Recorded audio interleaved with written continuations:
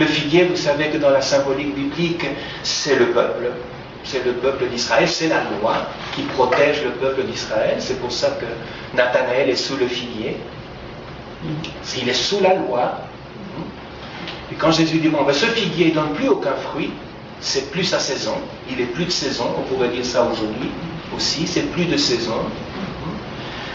Il se sec, il devient sec. Et quand Pierre s'offusque, parce qu'il est encore un bon juif, Pierre, Jésus lui dit une chose étonnante, il dit, mais si tu avais la foi, tu dirais à cette montagne, c'est quoi cette montagne? C'est le temple. C'est le temple. Est-ce qu'ils en sortent? Tu dirais à cette montagne, jette-toi dans la mer. C'est quoi la mer? C'est le monde de Satan. Et elle t'obéirait. Ça, c'est l'évangile. C'est fou, hein? C'est fou. Donc, le vrai conflit, et moi je comprends Caïphe, si j'avais été à la place de Caïphe, j'aurais fait la même chose que lui. Parce que vraiment, il mettait en question l'histoire des... Au fond, Jésus est un anticlérical. C'est un anticlérical laïque. Et le clergé avait tout à fait raison de dire qu'il allait mettre à bas le système clérical. C'est-à-dire le système religieux comme institution de pouvoir sur l'interprétation du monde. Je crois donc que l'Église que Jésus a vraiment fondée, en tout cas c'est ma conviction, Jésus a fondé l'Église, il n'a fondé aucune religion. Vous êtes mis à penser que Jésus ne parle jamais de Dieu. Jésus ne parle jamais de Dieu. Il parle de sa relation avec Dieu. Et il parle de nos relations entre nous comme parabole et chemin vers Dieu. Mais il ne dit jamais rien sur Dieu.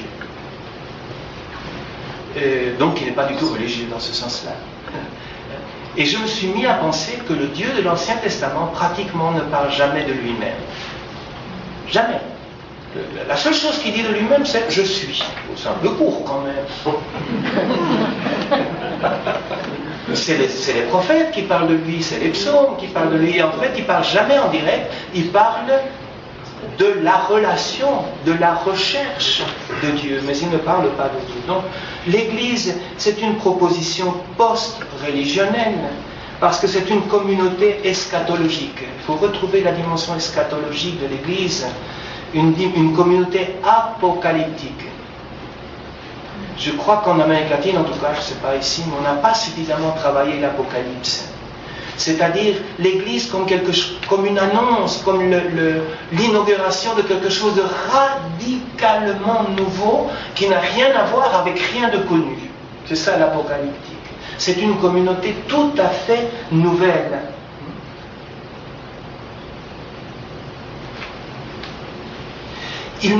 Jésus ne fait pas de cette communauté une nouvelle religion, mais une nouvelle manière de chercher Dieu ensemble.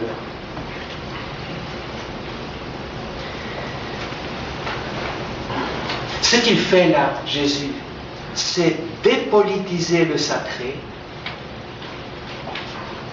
séculariser la politique. Quand il parle de César et de Dieu, là, quand on lui demande faut-il payer à César, il dit ça c'est César et ça c'est Dieu. Donc il désacralise le politique et il dépolitise le sacré dans sa relation à la réalité.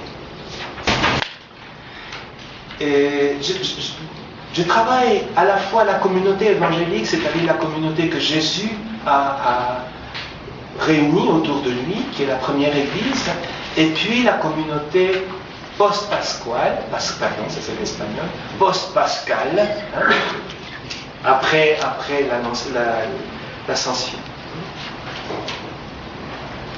Ce qui me frappe dans la communauté de Jésus, c'est l'extrême pluralité des membres. Il y a des hommes et des femmes, mais il y a des hommes de toute idéologie, même des idéologies les plus opposées les unes aux autres. Hein, il y a des zélotes, au moins un, mais c'est possible qu'il y en a qu'on ait deux ou trois, quand même Saint Jacques et Jean, ça ressemble quand même pas à des zélotes, et que Pierre est une épée, c'est quand même pas très, très bon signe. Et quant à Judas, donc il y a au moins tout un groupe des disciples qui sont des fanatiques violents. Il y a des publicains, qui sont des collaborateurs avec l'occupant, donc les ennemis jurés des premiers. Et puis vous avez des pharisiens qui sont des gens qui non violents, mais qui cherchent aussi l'autonomie du peuple, du pays.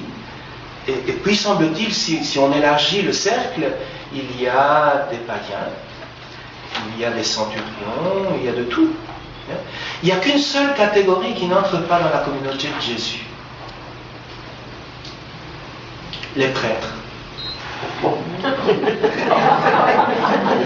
Mais c'est vrai, toutes les catégories existantes à l'époque de Jésus se retrouvent dans la communauté. Ce qui explique d'ailleurs pourquoi la communauté était aussi conflictuelle. Oui, vous imaginez des femmes qui ne pouvaient pas sortir de chez elles, qui étaient confinées au privé, et Jésus les fait sortir dans la rue, ensemble, pour parler. Il y a là des femmes mariées, qui est la femme du Premier ministre, dont on ne sait pas ce que fait son mari, il est resté dans son bureau, je suppose, pendant que sa femme est dans la rue. Et puis avec elle, il y a Marie, qui a été libérée des démons, qui est une ancienne prostituée. Comment tout ça habitait ensemble? Je crois vraiment que c'est une communauté eschatologique et apocalyptique, c'est-à-dire une communauté tout à fait autre. Tout à fait autre. Mais de nouveau, la seule catégorie exclue, je ne sais pas s'il est exclu par Jésus ou si eux-mêmes se sont exclus, c'est le clergé, c'est les Sadducéens. Il n'y a pas de Sadducéens dans la communauté de Jésus. Et je crois que le célibat de Jésus, ça c'est quelque chose que je travaille beaucoup avec les religieux et les religieuses, je crois que le célibat de Jésus n'a de sens que comme une critique radicale du patriarcalisme. Jésus renonce au système patriarcal, parce que s'il voulait faire une communauté où il y a diversité de culture, de genre, d'idéologie et même de religion, on verra ça avec Paul, c'est une communauté plurireligieuse, il fallait qu'il renonce au patriarcalisme, sinon toutes ces catégories-là ne pouvaient pas prendre la parole. Donc je crois que le célibat de Jésus, c'est une décision de renoncer à un système qui confisque la parole des femmes, des enfants, des autres, et qui la concentre dans le patriarcalisme. Donc notre célibat éventuellement ne peut avoir de sens, celui des hommes, comme le renoncement au patriarcalisme et à ces privilèges de monopole de la parole, pour donner la parole à tous les autres. Et donc déjà la communauté de Jésus était post. Vous vous rendez compte, elle était déjà quelque chose d'autre.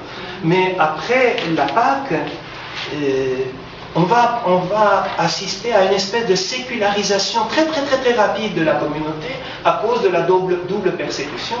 Ils vont d'abord être persécutés par le temple, les actes des apôtres montrent ça très bien, comment ils vont être petit à petit exclus du temple et exclus de Jérusalem, donc ils ne vont plus pouvoir célébrer le rite juif. Mais en même temps, cette persécution qui va leur permettre de se séculariser, va les ouvrir à la pluralité de religions. L'Église est une expérience multireligieuse. Ça c'est Saint Paul. C'est Saint Paul. Quel sens a le combat de Saint Paul contre la circoncision, si ce n'est pour permettre la cohabitation dans la même communauté de plusieurs religions?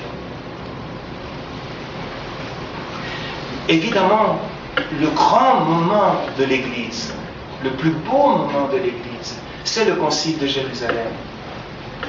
Le Concile de Jérusalem, c'est justement le débat entre religion et Église. Est-ce qu'on va continuer à être une religion? Est-ce qu'on va mettre des conditions religieuses pour entrer dans l'Église, dans la communauté Église? Ou est-ce qu'on découvre qu'il y a autre chose qui se passe? C'est pour ça que je parlais d'un événement fondateur. Il y a quelque chose d'autre qui se passe et qu'il faut accueillir. C'est de l'ordre de l'esprit, de l'ordre de la mystique. Comme c'est beau le Concile de Jérusalem, et je voudrais préciser les quatre choses, ou 5, je crois que ce sont 5 choses que nous révèle le Concile de Jérusalem et qu'il voudrait remettre en valeur aujourd'hui pour pouvoir répondre à cette situation dans laquelle nous nous trouvons. La première chose, c'est l'esprit et nous. Nous avons décidé. L'Esprit et nous. Donc l'Église est avant tout un événement charismatique. Ça, c'est le premier chose. Ce qui définit l'Église, c'est l'Esprit Saint. Quand Pierre doit se justifier à Jérusalem d'être entré dans la maison de Corneille, que dit-il? Qui est une maison d'impure. C'est une impureté d'entrer dans la maison de Corneille. Que dit-il? Mais est-ce que j'avais le droit de ne pas donner le baptême à des gens qui venaient de vivre la même chose que nous, c'est-à-dire la Pentecôte? Donc le critère d'appartenance à l'Église, ce n'est pas le baptême ou les sacrements ou la catéchèse, c'est l'expérience charismatique, l'expérience mystique. Est-ce que je pouvais refuser le baptême à ceux qui venaient de recevoir l'Esprit, comme nous? Retrouver le fondement charismatique de l'appartenance à Jésus-Christ. Deuxième chose, nous décidons de ne rien décider du tout. C'est ça que dit la lettre. Nous décidons de ne rien décider du tout. C'est merveilleux ça, un concile qui terminerait avec ça. C'est-à-dire de laisser l'initiative à l'Esprit. Vous avez dit, il est complètement fou. C'est vrai que je suis complètement fou, mais il n'y a pas d'autre alternative. Ce qui est aujourd'hui la seule alternative, c'est la folie de l'Esprit, je pense. Vraiment. Sinon, nous allons à la mort. Comme système, en tout cas. L'Esprit continuera à agir, mais pas par nous. Pas en tout cas. Ça, c'est la deuxième chose, on décide de rien décider qui ne soit pas l'expérience fondatrice de l'Esprit. Et puis, on va mettre 3 conditions. Et je crois qu'il faut revenir à ça, La première, c'est la dénonciation de l'idolâtrie. Ne mangez pas des viandes consacrées aux idoles. On est tout le temps dans l'idolâtrie, mais tout le temps. On est dans un monde idolâtrique, on est dans une église idolâtrique. Ne mangez pas ce qui a été offert aux idoles. On pourrait retirer beaucoup de choses de notre vie si on ne mange pas les choses consacrées aux idoles aujourd'hui. Le non à l'idolâtrie. 2. La cohérence éthique. Portez-vous bien. Ça, c'est de l'espagnol, ça. Soyez cohérents, qu'on puisse lire dans votre manière de vivre, comme dit la lettre à Diognet, vous vous souvenez de ça. Les chrétiens ne se distinguent par rien du tout. Ils n'ont pas de langue, ils n'ont pas d'habit spécial, ils n'ont pas de temple. La seule chose qui les distingue, c'est qu'ils sont fidèles à leurs femmes et qu'ils éduquent bien leurs enfants. C'est le critère éthique, le témoignage éthique. Ah, là aussi, si on prend ça au sérieux, on aura beaucoup de travail. Le 3e critère, ce que je vais appeler la convivialité. Quand la lettre des apôtres dit abstenez-vous du sang, des viandes avec du sang. Qu'est-ce qu'ils veulent dire? Ça n'a aucune importance puisqu'on ne va pas imposer la circoncision. Mais si vous voulez manger à la même table, il faudra respecter vos frères juifs et vos sœurs juives. Oui, vos sœurs juives, ça aussi, c'est nouveau, qui mangent tous à la même table. Le jeudi saint, ils étaient à la même table. C'est clair. Donc la condition de convivialité, c'est-à-dire quelle est la condition pour pouvoir manger ensemble? Quand on nous supprime le temple, les rites, les dogmes, il ne reste plus que la table. Et je crois que c'est le propre du christianisme. Que dit Jésus dans Saint Luc? Quand vous entrerez dans une maison où il y a la paix, dites, le royaume de Dieu est là. C'est quoi le royaume de Dieu? C'est la table. C'est la table. C'est la convivialité. Et cette convivialité suppose que vous mangiez ce qu'on vous sert. Et restez là, restez à manger avec les autres. Ça, c'est la nouvelle mission, ou la vieille mission plutôt. Donc, et la dernière chose, c'est le souci des pauvres. C'est ce que dit Saint Paul dans la lettre aux Galates, quand il dit « Ils m'ont recommandé d'être des pauvres, et j'y ai toujours été attentif. » Voilà les conditions pour être chrétien. Fondation charismatique, ne rien décider, le critère de l'idolâtrie, l'éthique, la convivialité et les pauvres. Pas très compliqué. C'est ça qui fait un chrétien.